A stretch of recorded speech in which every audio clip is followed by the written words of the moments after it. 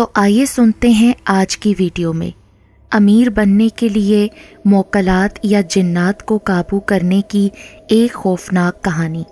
یار یہ امیر لوگ بھی کتنے خوش قسمت ہوتے ہیں نا، ان کا رہن سہن، لائف سٹائل سب کچھ کتنا شاندار ہوتا ہے، اور ایک ہم جیسے لوور مڈل کلاس لوگ ہیں جو چھوٹی چھوٹی خواہشوں کے لیے بھی ترستے رہتے ہیں اور اپنی ساری زندگی اسی طرح سسک سسک کر برباد کر ڈالتے ہیں۔ جواد نے اپنی بات کے اختتام پر ایک ٹھنڈی سانس بھری اور تیسرا سموسا اٹھا کر اپنی پلیٹ میں ڈالا۔ ہاں یار، یہ تو بالکل ٹھیک کہہ رہا ہے تو، کاش کہ کچھ ایسا ہو جائے کہ ہمارے پاس ڈھیر ساری دولت آ جائے اور ہم بے حد امیر ہو جائیں۔ کاشف نے اس کی ہاں میں ہاں ملاتے ہوئے اپنی دلی خواہش کا اظہار کیا۔ فراز نے ان دونوں کو گہری جانچتی نظروں سے دیکھا، پھر چائے کا کپ میز پر رکھ کر ان کی جانب جھکتے ہوئے قدرے دھیمی آواز میں رازداری سے بولا، میں ایک ایسا طریقہ جانتا ہوں جس پر عمل کرنے میں اگر ہم کامیاب ہو گئے نا تو ہم تینوں بے انتہا دولت مند ہو سکتے ہیں۔ اس کی بات پر وہ دونوں چونک اٹھے۔ وہ تینوں اس وقت کینٹین میں موجود کونے میں لگی الگ تھلگ ٹیبل پر بیٹھے ہوئے تھے۔ ایسا کون سا طریقہ ہے؟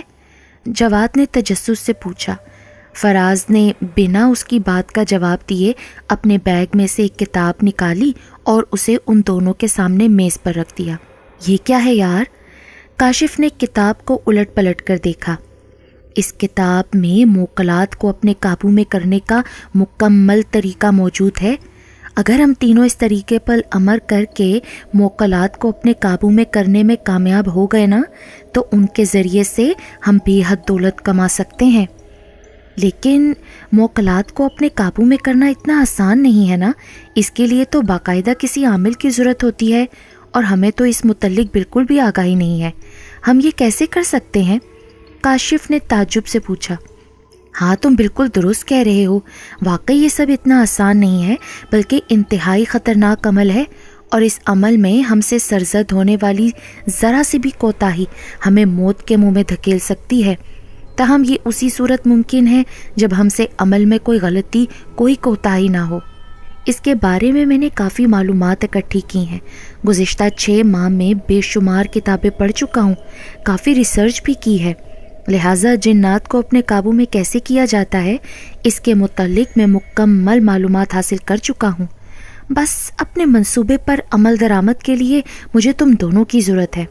میں تو یہی چاہتا تھا کہ اس عمل کو اکیلے ہی سر انجام دوں، لیکن ہر کام کے کچھ اصول ہوتے ہیں نا، اور وہ کام جب ہی پایا تکمیل کو پہنچتا ہے جب اسے اس کی مکمل شرائط کے ساتھ انجام دیا جائے، لہٰذا یہ عمل بھی اسی وقت مکمل ہوگا جب اسے 3 افراد انجام دیں گے۔ اب تم دونوں مجھے بتاؤ، کیا اس کام میں میرا ساتھ دینے کے لیے تیار ہو؟ فراز نے ان دونوں کو تمام تر تفصیل سے آگاہ کرنے کے بعد آخر میں سوالیہ نظروں سے ان کی جانب دیکھا۔ اپنی اس غربت بھری زندگی سے چھٹکارا حاصل کرنے کے لیے میں تو کچھ بھی کرنے کے لیے تیار ہوں بھائی۔ جواد کو آمادہ دیکھ کر کاشف نے بھی جھٹ اس کی تائید کی۔ میں بھی تیار ہوں، بتاؤ ہمیں کیا کرنا ہوگا؟ فراز نے کہنا شروع کیا۔ سب سے پہلے تو ہمیں ایک ایسا مکان تلاش کرنا ہوگا جو کہ عرصہ دراز سے بند پڑا ہو اور اس میں کسی بھی زیرو کی رہائش برسوں سے نہ ہو۔ چونکہ ایسے بند ویران گھروں میں مافوق الفطرت مخلوقات کی موجودگی ایک یقینی امر ہے، لہٰذا ہم ان کو وہاں پر بلانے کی دشواری سے بچ جائیں گے۔ ہمیں محض ان جنات کو پڑھائی کے ذریعے قابو کر کے اپنا تابع بنانا ہوگا۔ اس خالی گھر میں ہمیں پوری ایک رات قیام کر کے پڑھائی کرنا ہوگی۔ پڑھائی صرف میں کروں گا، تم دونوں بس میرا ساتھ دینا، سمجھ گئے؟ فراز کی بات پر ان دونوں نے اسبات میں سر ہلا دیا۔ فراز، کاشف اور جواد تینوں ایک ہی کالج میں پڑھتے تھے، وہ تینوں کلاس فیلو ہونے کے ساتھ گہرے دوست بھی تھے۔ ان تینوں کا تعلق لوور مڈل کلاس طبقے سے تھا۔ وہ تینوں ہی اپنے حالات سے سخت نالاں تھے، اپنی زندگی کو بدلنا چاہتے تھے، ڈھیر ساری دولت حاصل کرنا چاہتے تھے، بڑا انسان بننا چاہتے تھے۔ فراز اپنے ڈپارٹمنٹ کا سب سے ذہین اسٹوڈنٹ تھا، انتہائی کم کو خود میں مگر رہنے والا۔ کاشف اور جواد کے علاوہ اس کا اور کوئی بھی دوست نہیں تھا۔ اس کو کتابیں پڑھنے کا بے حد شوق تھا۔ کلاس کے بعد وہ اپنا بیشتر وقت لائبریری میں گھسا نہ جانے کون کون سی کتابیں پڑھتا رہتا تھا۔ اگلے دن وہ تینوں اپنے مطلوبہ مکان کی تلاش میں نکل کھڑے ہوئے۔ تقریباً آدھے دن کی جدوجہد کے بعد انہیں ڈیفنس کے علاقے میں ایک ایسا بنگلہ نظر آیا جو عرصہ دراز سے بند پڑا تھا۔ بنگلے کا مالک بیرون ملک رہتا تھا۔ بنگلہ باہر سے کافی اجاڑ، ویران اور پراسرار نظر آ رہا تھا۔ یہ بنگلہ ان کی مطلوبہ شرائط پر پورا اترتا تھا۔ فراز نے بنگلے کے چوکیدار سے بنگلے کو ایک رات کے لیے کرائے پر لینے کی بات کی تو وہ ان تینوں کو عجیب سی نظروں سے گھورنے لگا۔ تم کو کیوں چاہیے یہ مکان بھائی؟ چوکیدار کے کڑے تیور پر فراز گڑبڑا گیا۔ وہ ہم کو کچھ کام ہے، تم پیسوں سے مطلب رکھو نا، ویسے بھی محض ایک رات ہی کی تو بات ہے، تمہارے مالک کو کچھ بھی پتہ نہیں چلے گا۔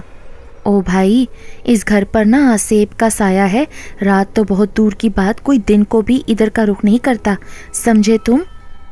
ہمارا ٹائم کھوٹا نہ کرو اور جاؤ ادھر سے۔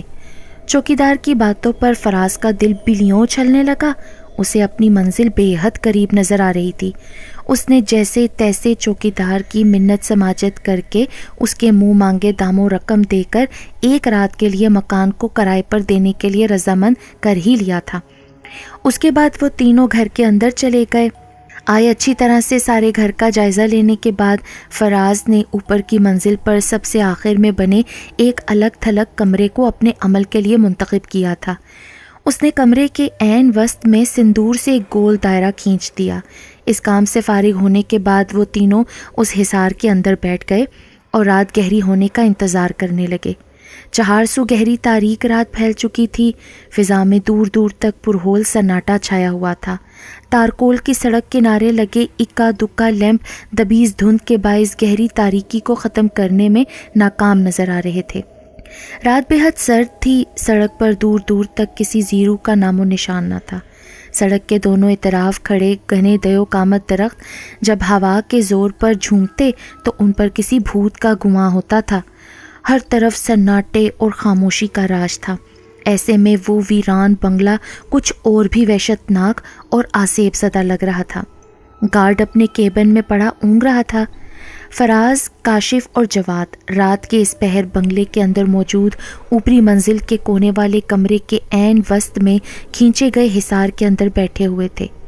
پورا گھر تاریکی میں ڈوبا ہوا تھا۔ محض اس کمرے میں ملکجی سی روشنی پھیلی تھی۔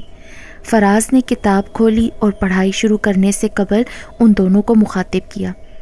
اب میں پڑھائی شروع کرنے والا ہوں۔ اچھا، پڑھائی شروع کرنے کے بعد جب تک عمل مکمل نہ ہو جائے میں پڑھائی کے بیچ میں تم دونوں کو مخاطب کروں گا اور نہ ہی تمہاری کسی بات کا جواب دوں گا، کیونکہ اگر میں نے پڑھائی کو درمیان میں ادھورا چھوڑا تو ہم تینوں کو اس کے سنگین نتائج بھگتنا پڑیں گے۔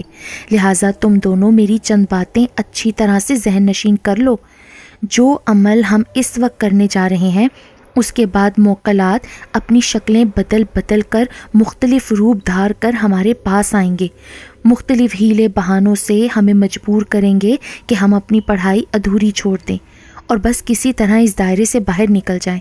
تو میری ایک بات یاد رکھنا کہ اگر ہم میں سے کوئی بھی اس دائرے سے باہر نکلا تو اس کی موت یقینی ہے، وہ بھی انتہائی اذیت ناک۔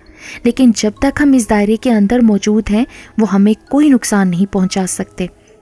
اس وقت یہ حصار ہی ہماری زندگی کی ضمانت ہے، لہٰذا تم دونوں کو کوئی بھی دکھائی دے، اگرچہ وہ تمہارے سگے ماں باپ یا بہن بھائی ہی کیوں نہ ہوں، ہرگز ہرگز اس حصار سے باہر مت نکلنا، سمجھ گئے نا؟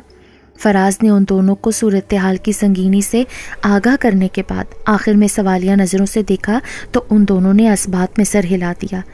فراز نے آنکھیں بند کر کے پڑھائی شروع کر دی۔ کچھ ہی دیر گزری تھی کہ کمرے کی کھڑکیاں دروازے زور زور سے کھلنے اور بند ہونے لگے، لائٹیں جلنے بجھنے لگیں، باہر بلیوں کے رونے کی کریا آوازیں ماحول پر خوف طاری کر رہی تھیں۔ کاشف کو اس وحشت ناک ماحول سے اب ڈر لگنے لگا تھا۔ اس کا دل تیزی سے دھڑک رہا تھا۔ پھر کھڑکی پر زوردار دستک ہوئی۔ کاشف کا دل تو اچھل کر حلق میں آ گیا۔ جواد بھی چونک اٹھا۔ دستک مسلسل ہو رہی تھی، جیسے کوئی دونوں ہاتھوں سے کھڑکی کو پیٹ رہا ہو۔ فراز نے آنکھیں کھول کر انہیں پرسکون رہنے کا اشارہ کیا۔ چند لمحوں کے توقف کے بعد فضا میں سکوت چھا گیا تو فراز مکمل یکسوئی کے ساتھ پڑھائی میں مصروف ہو گیا۔ تقریباً 2 گھنٹے سکون سے گزر گئے کہ اچانک کمرے کے دروازے سے سفید کپڑوں میں ملبوس ایک لڑکی نمودار ہوئی۔ وہ بے حد گھبرائی ہوئی تھی۔ اس نے کاشف کو مخاطب کیا، بھائی میری مدد کیجیے، میرے شوہر کا ایکسیڈنٹ ہو گیا ہے، انہیں ہسپتال لے کر چلیں ورنہ وہ مر جائیں گے۔ بھائی میرے شوہر بے حد زخمی ہیں، ان کو ہسپتال لے جانے میں میری مدد کیجیے ورنہ وہ زندہ نہیں بچیں گے۔ کاشف اس لڑکی کی گریہ زاری پر اپنی جگہ سے کسی ٹرانس کی حالت میں کھڑا ہو گیا۔ جواد نے اس کا ہاتھ پکڑ کر اسے روکا۔ ارے کاشف، یہ تو کیا کر رہا ہے؟ بھول گیا فراز نے ہمیں حصار سے نکلنے سے سختی سے منع کیا تھا؟ آپ کو خدا کا واسطہ بھائی میری مدد کیجیے، میرے شوہر درد سے تڑپ رہے ہیں، خدا را میری مدد کریں ورنہ وہ مر جائیں گے۔ وہ زاروں قطار رو رہی تھی۔ جواد، اس لڑکی کا شوہر زخمی ہے، میرا خیال ہے ہمیں اس کی مدد کرنی چاہیے۔ جواد نے کاشف کا ہاتھ مضبوطی سے پکڑ رکھا تھا اور اسے مسلسل اس لڑکی کے پاس جانے سے منع کر رہا تھا، مگر اس وقت کاشف کی تمام تر حسیات گویا سلب ہو گئی تھیں۔ وہ جیسے کسی ٹرانس کی کیفیت میں بول رہا تھا۔ اس نے جواد سے اپنا ہاتھ چھڑایا اور حصار سے نکل کر اس لڑکی کے ہمراہ کمرے سے باہر چلا گیا۔ راہداری میں وہ لڑکی آگے چلتی چلی جا رہی تھی، پھر کاشف کو ایک زوردار جھٹکا لگا۔ وہ جیسے کسی ٹرانس سے باہر آیا۔ خوف سے اس کا سارا وجود لرزنے لگا۔ اس نے کپ کپاتے لہجے میں اس لڑکی کو مخاطب کیا، آپ گھر میں کیسے داخل ہوئیں؟ دروازہ تو اندر سے بند تھا۔ اس کی بات پر وہ لڑکی اس کی جانب گھومی۔ اس کا چہرہ بے حد بھیانک تھا۔ فراز آنکھیں بند کیے مکمل یکسوئی کے ساتھ منہ میں کچھ پڑھ رہا تھا۔ جواد اس کے برابر بیٹھا ہوا تھا کہ اچانک کاشف کمرے میں داخل ہوا۔ اس کا سانس پھولا ہوا تھا۔ جواد، وہ لڑکی بالکل ٹھیک کہہ رہی تھی، اس کا شوہر واقعی بہت زخمی ہے، وہ بے ہوش ہے اور ان کی گاڑی بھی خراب ہو چکی ہے۔ میں تنہا اس کو ہسپتال لے کر نہیں جا سکتا، مجھے تمہاری مدد کی ضرورت ہے، تم میرے ساتھ چلو۔ فراز نے آنکھیں کھول کر تنبیہی نظروں سے جواد کو دیکھا اور سختی سے نفی میں سر ہلاتے ہوئے اس کو حصار سے باہر نکلنے سے باز رکھنا چاہا۔ اس کی اس حرکت پر کاشف کے چہرے پر قہر بھرے تاثرات پھیل گئے۔ وہ جواد سے بولا، جواد یار، کچھ نہیں ہوگا، دیکھ مجھے کچھ ہوا ہے کیا؟ بالکل ٹھیک ٹھاک تیرے سامنے کھڑا ہوں، تو میرے ساتھ چل ورنہ وہ بیچارہ شخص ہماری وجہ سے مر جائے گا۔ کاشف مسلسل اسے بلا رہا تھا۔ جواد میکانکی انداز میں اپنی جگہ سے اٹھا اور دائرے سے باہر نکل کے کاشف کے ساتھ کمرے سے باہر چلا گیا۔ تقریباً نصف شب بیت چکی تھی۔ فراز اپنی پڑھائی میں مصروف تھا۔ تبھی کمرے کی سبھی لائٹس جلنے بجھنے لگیں۔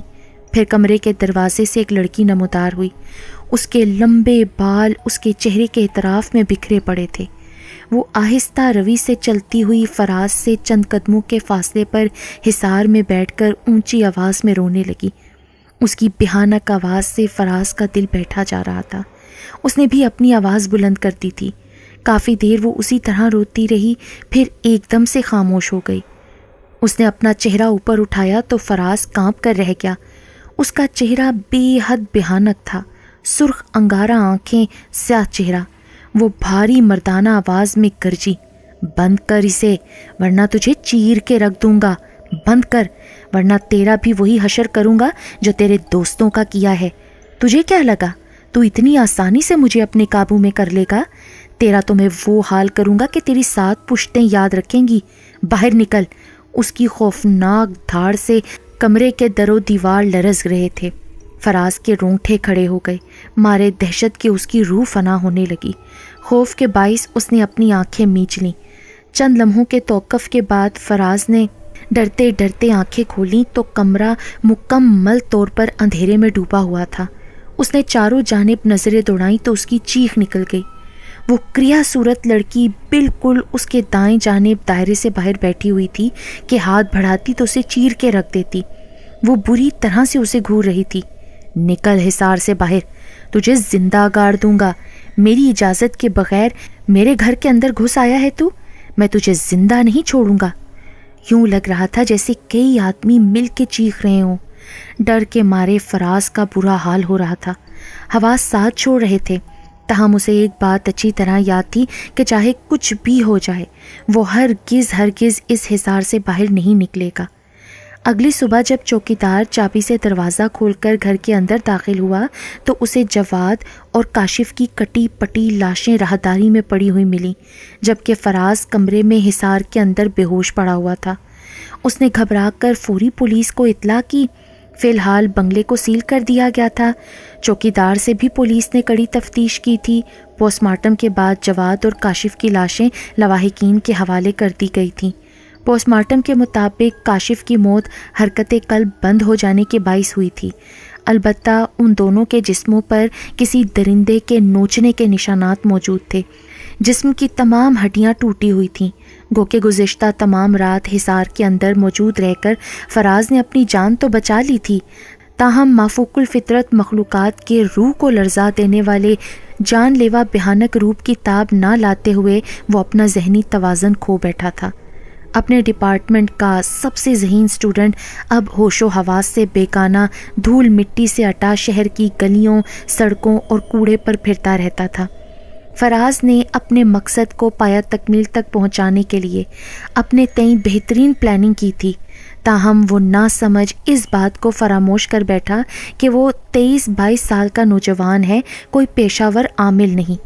دولت کی ہوس نے ان تینوں کو اس قدر اندھا کر دیا تھا کہ وہ تینوں یہ سوچ نہ سکے کہ آیا وہ اتنے خطرناک عمل کو سر انجام دینے کے اہل ہیں یا نہیں، اور اپنی اسی حماقت بھری خود اعتمادی کے نتیجے میں کاشف اور جواد اپنی زندگی سے ہاتھ دھو بیٹھے، اور فراز چونکہ بے ہوش ہو چکا تھا وہ اپنا عمل مکمل نہیں کر سکا تھا۔ بے شک دائرے میں رہ کر اس کی جان تو بچ گئی تھی، لیکن وہ اپنا ذہنی توازن گنوا بیٹھا تھا۔ اس واقعے کے تقریباً 18 برس گزر جانے کے بعد بھی فراز کی حالت میں کوئی سدھار نہیں آیا، بلکہ وہ ہنوز اسی طرح پھٹے پرانے کپڑوں میں دیوانہ بنا کراچی کی سڑکوں پر لوگوں کو گھومتا دکھائی دیتا ہے، اور کبھی کبھی وہ ہذیانی انداز میں اپنے ساتھ بیتی ہوئی روداد بھی سناتا ہے۔